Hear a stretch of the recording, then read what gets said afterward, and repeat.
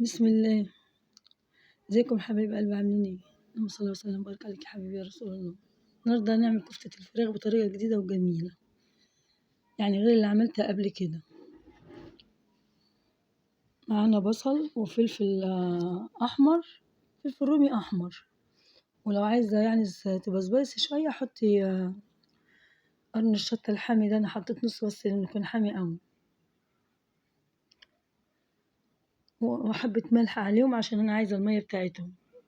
بس هنضربهم كده في الكبة وبعد كده اصفيهم، عشان هاخد المية وعايزة المية وعايزة التفل برضه اللي هو بتاع اللي طالع منه بتاع البصل والفلفل عشان نحطه على الكفتة. جربوا بقى الكفتة بتاع الفراخ بالطريقة دي، بجد كانت جميلة جدا.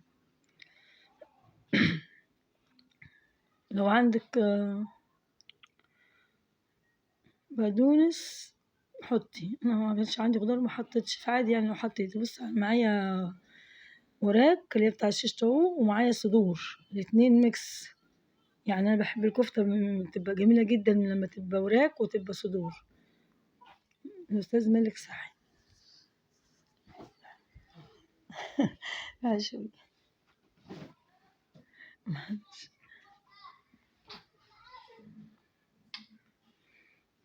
بس وهنضرب كده، حطيت عليها معلقتين دقيق عشان تمسك، أو 3 معالق. هو ده نص كيلو اللي كان معايا.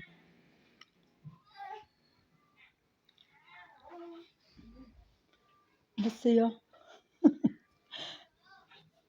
وهحط عليها اللي أنا الفلفل والبصل.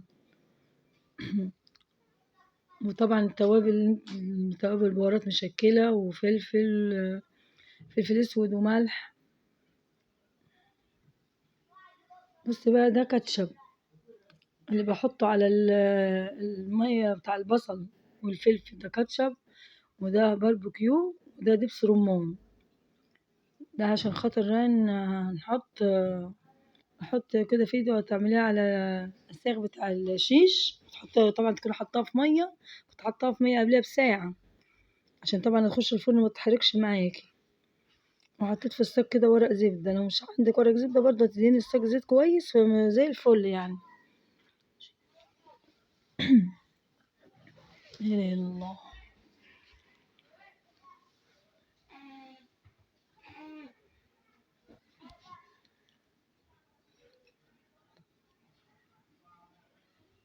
وهتدهني بقى كده بالحاجات الخلطة الجميلة دي التحفة اللي أنا حطيتها كده، هتدهني بيها. وأنا طلعتها من الفرن بعد ما عملت كده، ودهنت تاني ودخلتها الفرن تاني كده، يعني كانتش لسه كملت تسوية، يعني بدأت تستوي. اللي طلعتها وسقيتها برضو كده ايه معاكم الخلطة اللي أنا عاملاها بتاع مية البصل والفلفل. بصوا تحفة جميلة، خلت الكفتة راحت في حتة تانية.